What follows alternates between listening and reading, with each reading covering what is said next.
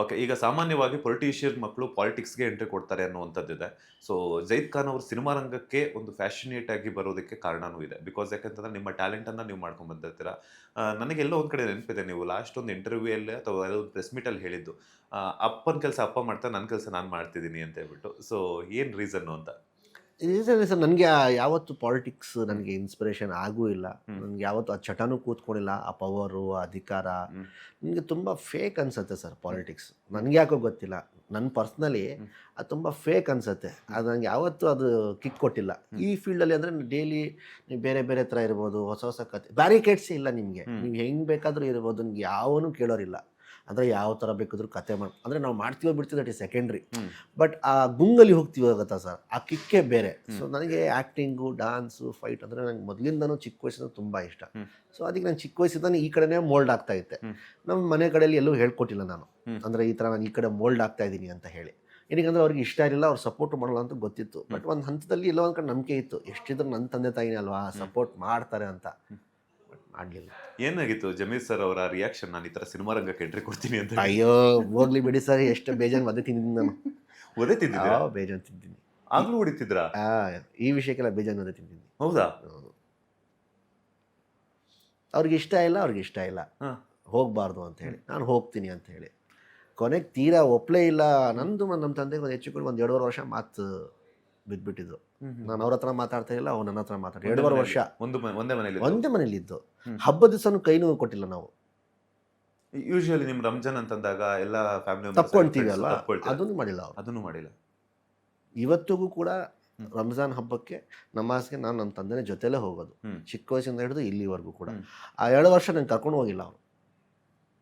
But ಹೆಂಗ್ face ಮಾಡ್ತಿದ್ರಿ? Because ಯಾಕಂತಂದ್ರೆ ತಂದೆ ಪ್ರತಿಯೊಬ್ಬ ಆದರೆ ಏನು ಇಷ್ಟೊಂದು ಇದೆಯಲ್ಲ ಈ ಹಠ, ನನಗೂ ಹಠ ಇದೆ. ನಾನು ನಿಂದೆ ಮಗಾನೆ, ಹ್ಮ್. ನಾನು ಮಾಡಬೇಕು, ನಾನು ಮಾಡಬೇಕು. ಹ್ಮ್. ಹ್ಮ್.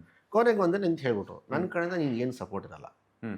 ಫೈನಾನ್ಷಿಯಲ್ ವೈಸ್ ಆಗ್ಬೋದು, ಬ್ಯಾಕ್ಗ್ರೌಂಡ್ ಒಂದು ಒಬ್ಬರು ಫಾಲ್ ಮಾಡಿಬಿಟ್ಟು ಇದು ಮಾಡಿಸು, ನಾನು ಏನೂ ಮಾಡಲ್ಲ ನನಗೋಸ್ಕರ. ಹ್ಮ್. ಅವರೇನು ಅಂದ್ಕೊಂಡ್ಬಿಟ್ರು, ಸರಿ ಒಂದು 6 ತಿಂಗಳು 7 ತಿಂಗಳು 1 ವರ್ಷ ಮಾಡ್ತಾನೆ, ಆಮೇಲೆ ಮುಚ್ಕೊಂಡು ನನ್ನ ಪಾಡಿಗೆ ಬರ್ತಾನೆ ಇವನು ಅಂತ ಹೇಳಿ. ಬಟ್ ನನ್ನ ಹಠ ನಾನು ಬಿಟ್ಟಿಲ್ಲ. ಅದೇ ಆಟ ಗೊತ್ತಾಗ್ತದೆ ಆಕ್ಚುಲಿ, ಸೀರಿಯಸ್ಲಿ.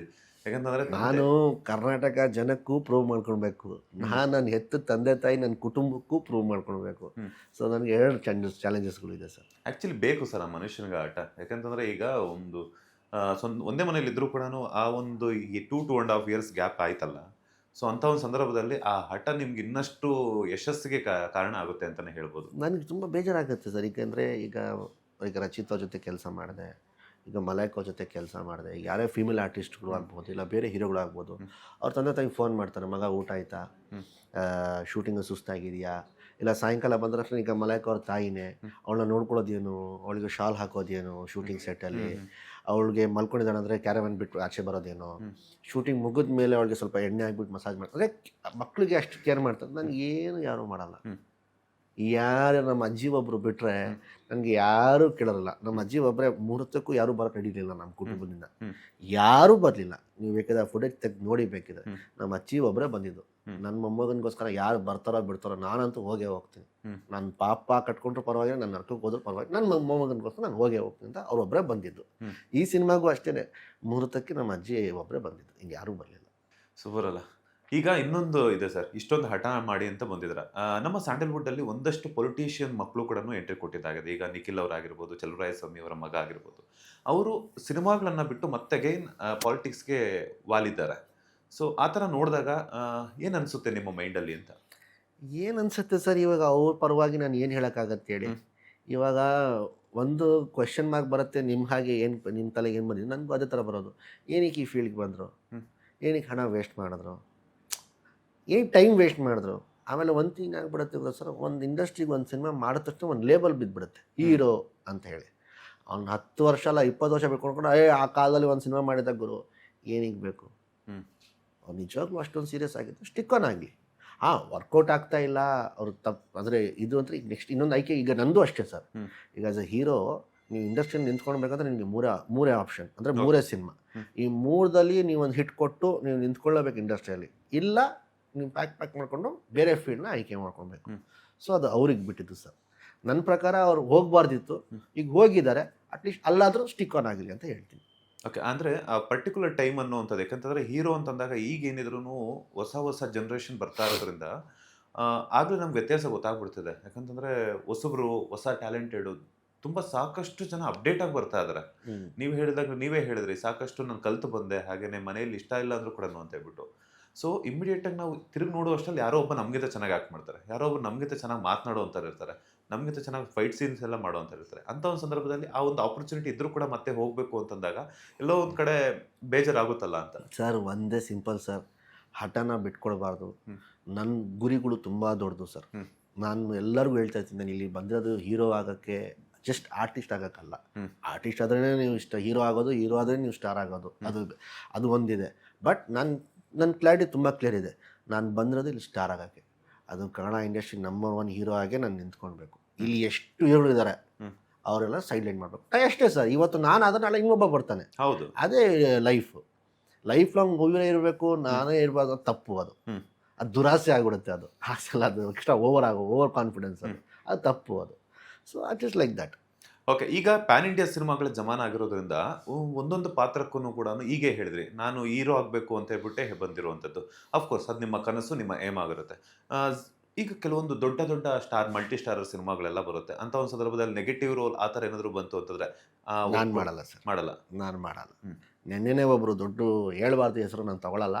ನಿನ್ನೆ ರಾತ್ರಿ ಒಬ್ಬರು ದೊಡ್ಡ ಸೂಪರ್ ಸ್ಟಾರ್, ಇಲ್ಲೇ ನಮ್ಮ ಕನ್ನಡ ಹೀರೋನೇ, ಅವ್ರದ್ದು ನಮ್ಮದು ಮಾತುಕತೆ ಆಗ್ತಾಯಿತ್ತು. ಸೊ ಆವಾಗ ಒಂದು ಆಫರ್ ಕೊಟ್ಟರು, ಈ ಥರ ಒಂದು ಕ್ಯಾರೆಕ್ಟರ್ ಇದೆ, ನೆಗೆಟಿವ್ ಅಲ್ಲ, ಒಳ್ಳೆ ಕ್ಯಾರೆಕ್ಟ್ರೇ ಇದೆ ನನ್ನ ಸಿನಿಮಾದಲ್ಲಿ, ಮಾರ್ಚ್ ಏಪ್ರಿಲಿಂದ ನಾನು ಶುರು ಮಾಡ್ತಾಯಿದ್ದೀನಿ, ನೀನು ಬಾ ಸಿಗು ನನಗೆ ಅಂತ. ಸರ್ ಬಂದು ಸಿಗ್ತೀನಿ, ನನಗೇನು ಬೇಜಾರಿಲ್ಲ, ನಿಮ್ಮ ಮೇಲೆ ತುಂಬ ಗೌರವ ಇದೆ, ಬಟ್ ನಾನಂತೂ ಮಾಡಲ್ಲ ಸರ್. ಏನು ನೀನು ಹಿಂಗೆ ಹೇಳ್ತೀನಿ ನನಗೆ? ಸರ್ ನಾನು ಇಲ್ಲಿ ಬಂದಿರೋದು ಸೋಲೋ ಹೀರೋ ಆಗೋಕ್ಕೆ ಸರ್. ನಾನು ಒಂದು ಸತಿ ಸೆಕೆಂಡ್ ಕ್ಯಾರೆಕ್ಟರ್ ಆ ಥರ ನಾನು ಮಾಡಿಬಿಟ್ರೆ, ನಾನು ಅದಕ್ಕೆ ಸೀಲ್ ಬಿದ್ದುಬಿಟ್ರೆ ಅಕಸ್ಮಾತು ಏನು ಮಾಡ್ಬೇಕು? ಆಮೇಲೆ ನನಗೆ ಎಲ್ಲ ಆಫರ್ಗಳು ಅದೇ ಥರ ಬರೋಕ್ಕೆ ಶುರು ಆಗುತ್ತೆ. ಆಮೇಲೆ ನನಗೆ ಹೀರೋ ತೊಗೊಳ್ರೆ ಅಂತ ಆಮೇಲೆ ಯಾರು ತೊಗೊಳ್ಳೋದ್ರೆ ಏನು ಮಾಡಬೇಕು?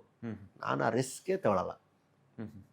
ಅಂದರೆ ಈಗ ಬಾಹುಬಲಿ ಆಗಿರ್ಬೋದು, RRR ಆಗಿರ್ಬೋದು, ಈ ಥರದ್ದೆಲ್ಲ ಕ್ಯಾರೆಕ್ಟರ್ ಅದು ಬೇರೆ ಸರ್. ಎರಡು ಹೀರೋ ಅಂದರೆ ಬೇರೆ. ನನಗೆ ನನ್ನ ಸ್ಪೇಸ್ ಇದೆಯಾ ನನ್ನ ಕ್ಯಾರೆಕ್ಟರ್ಗೆ, ಅದು ಬೇರೆ. ಇದು ಇವ್ರು ಕರೆದಿದ್ದು ಒಂದು ಕ್ಯಾರೆಕ್ಟರ್ಗೆ. ಈ ಎಷ್ಟೇ ಇದ್ರು, ಈಗ ಫಾರ್ ಎನ್ ಎಕ್ಸಾಂಪಲ್ ನಾನು ಸುದೀಪ್ ಸರ್ ಸಿನಿಮಾದಲ್ಲಿ ಕೆಲಸ ಮಾಡ್ತಿದ್ದೆ, ನನಗೆ ಎಂಥ ಒಳ್ಳೆ ಸಿನಿಮಾ ಮಾಡಿರಲಿ, ಟೈಟಲ್ ಆದಮೇಲೆ ಬರುತ್ತೆ ಸುದೀಪ್ ಸರ್ ಹೆಸರು. ಈಗ ಯಶೋಧ ಸಿನಿಮಾ ಮಾಡಿದ್ರೆ ಯಶೋದೇ ಹೆಸರು ಬರೋದು. ದರ್ಶನ ಸಿನಿಮಾದಲ್ಲಿ ಮಾಡಿ ದರ್ಶನ ಅವ್ರದ್ದು ಫಸ್ಟ್ ಹೆಸರು ಬರೋದು. It's like that. So hero ಆಗಿ ನಿಮ್ಮ ಹೆಸರು ಬರಬೇಕು. ಹೌದು, ಅಲ್ಲಿವರೆಗೂ ನಾನು ಮಾಡಲ್ಲ. ಅಲ್ಲಿ ತನಕ ಮಾಡಲ್ಲ. ನನಗೆ ತಗೊಳ್ಳೋದ್ರೂ ಪರವಾಗಿಲ್ಲ, ನಾನಂತೂ ಮಾಡಲ್ಲ ಸರ್. ಓಕೆ. ಈಗ ನೆಕ್ಸ್ಟ್ ಯಾವ ಥರದ ಕ್ಯಾರೆಕ್ಟರ್ಗಳ ಬಗ್ಗೆ ಫೋಕಸ್ ಮಾಡ್ತಿದ್ರ? ಈಗ ಬನಾರಸ್ಸಲ್ಲೇ ಒಂದು ವಿಭಿನ್ನ ಕ್ಲಾಸ್ ಸಿನಿಮಾ ಆಯಿತು, ಈಗ ಪಕ್ಕ ಮಾಸು, ಅದ್ರ ಜೊತೆಗೆ 3 ಶೇಡ್ಸ್ ಇದೆ. ಮುಂದಿನ ದಿನಗಳಲ್ಲಿ ಒಂದು ನಿಮ್ಮನ್ನು ನೀವು ಪೊಟೆನ್ಷಿಯಲ್ ಆಗಿ ಬೇರೆ ಥರದ ಆಯಾಮಗಳಲ್ಲಿ ನಾನು ಹೀರೋ ಆಗಿ ಪರ್ಫೆಕ್ಟ್ ಆಗಿ ಇದು ಮಾಡ್ಕೋಬೇಕು ಅಂತಂದರೆ, ಯಾಕಂತಂದರೆ ಒಂದೊಂದು ಸಿನಿಮಾಗೂ ಒಂದೊಂದು ಕ್ಯಾರೆಕ್ಟರೈಸೇಷನ್ ಅನ್ನೋದಿರುತ್ತೆ. ಸೊ ಯಾವ್ಯಾವ ಥರದ ಪಾತ್ರಗಳನ್ನು ಮಾಡಬೇಕು ಅನ್ನುವಂತಹ ಆಸೆ ಹಂಬಲ ಇದೆ ಸರ್. ಪೀರಿಯಾಡಿಕ್ ಸಿನಿಮಾ ಮಾಡ್ಕೊಳ್ಳೋಕೆ ಆಸೆ, ಪೌರಾಣಿಕ ಸಿನಿಮಾಗಳನ್ನು ಮಾಡೋಕೆ ಆಸೆ, ಅಂದರೆ ಎಲ್ಲ ಥರ ಮಾಡಬೇಕು ಅನ್ನೋ ಆಸೆ ಇದೆ. ಇಲ್ಲಿಯವರು ಯಾವ ಸಿನಿಮಾಗಳು ಇಲ್ಲಿವರೆಗೆ ಬರಲಿಲ್ಲ ಕನ್ನಡ ಇಂಡಸ್ಟ್ರಿಯಲ್ಲಿ, ಆ ಥರ ಎಲ್ಲ ಸಿನಿಮಾಗಳು ನಾನು ಎಕ್ಸ್ಪೆರಿಮೆಂಟ್ ಮಾಡಬೇಕು ಅಂತ ನನಗೆ ಆಸೆ. ಅದು ಮಾಡಬೇಕು, ಇದು ಮಾಡಬೇಕು. ನಾನು ಹೇಳ್ತಿದ್ದಲ್ಲ ಸರ್, ಈಗ ಜಸ್ಟ್ ಸ್ವಲ್ಪ ಹಿಂದೆ ಹೇಳ್ದಲ್ಲ, ಮುಂಚೆ ತುಂಬ ಫ್ಲಕ್ಚುಯೇಷನ್ ಇತ್ತು, ಅದು ಮಾಡೋಣ ಇದು ಮಾಡೋಣ ಅಂತ. ಈಗ ಹಾಗಲ್ಲ.